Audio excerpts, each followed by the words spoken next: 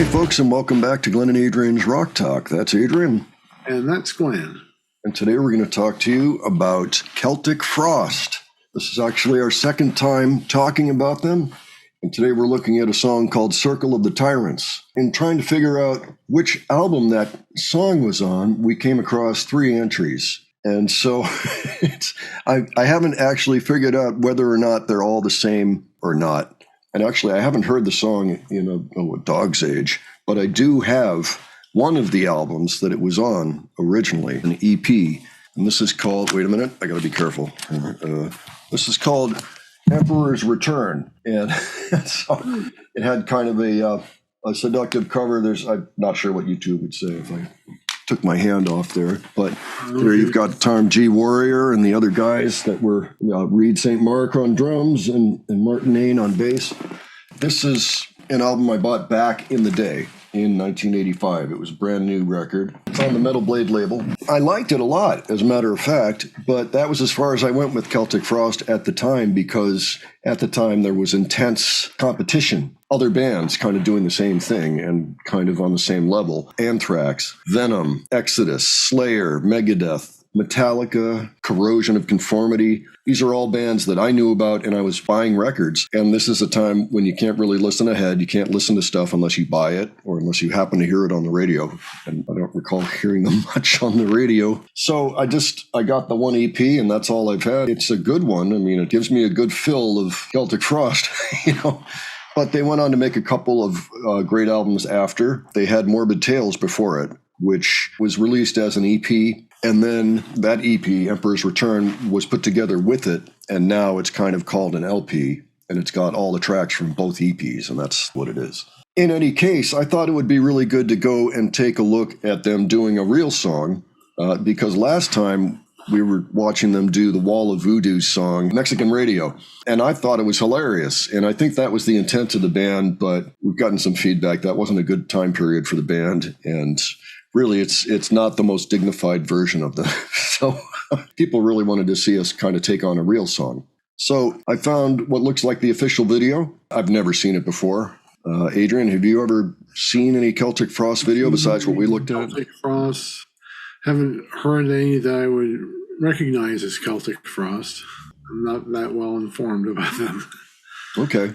They were Swiss, and I think they called themselves either extreme metal or, it's hard to say, black metal, perhaps. Death metal or something like that. Yeah, I mean, Venom.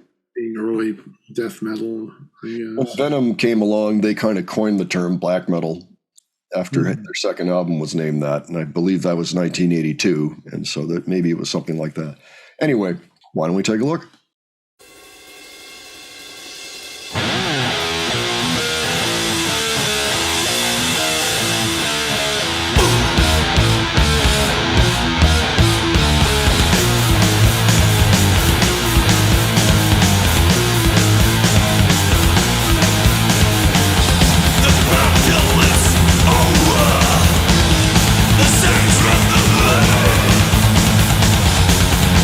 Carry me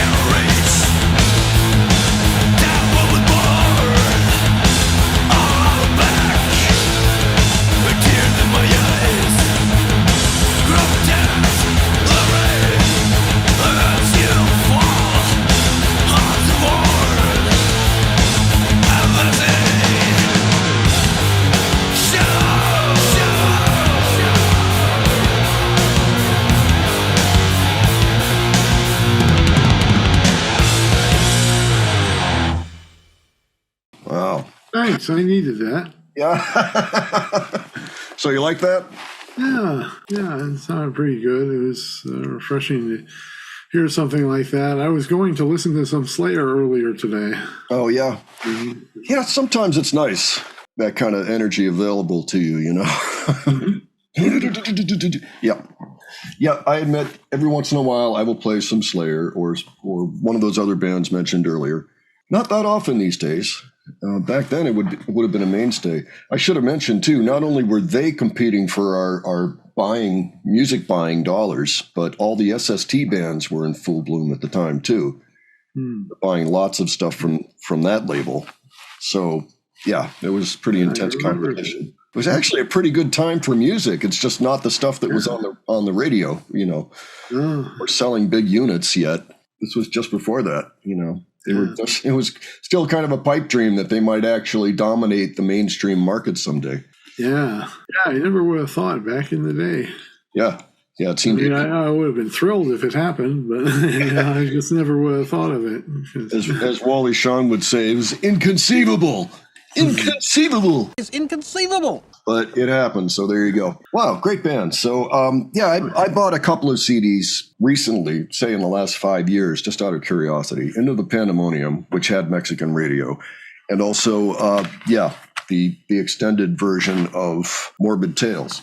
I still have to get to Mega Therion. Well, I saw it as like a bonus track on a 1989 release. Maybe it was. I think this one. That one. And I also saw it listed on side 2 of to Mega Therion. And yet, I think the original release was on that EP. So I don't know. It's quite likely. That was fun. Right. Really enjoyed that. I wouldn't mind seeing another one of theirs. If somebody out there who's a Celtic Frost fan would like to recommend something, please do so below. We'd like to hear from you. If you saw the band, let us know that too. And if you enjoyed this video, please give it a like. If you enjoy our presentation, please subscribe. Okay, we do it all the time now, every day. So, all right, thanks for joining us for this, and we'll catch you on the next one. All right, take care, folks. See y'all later.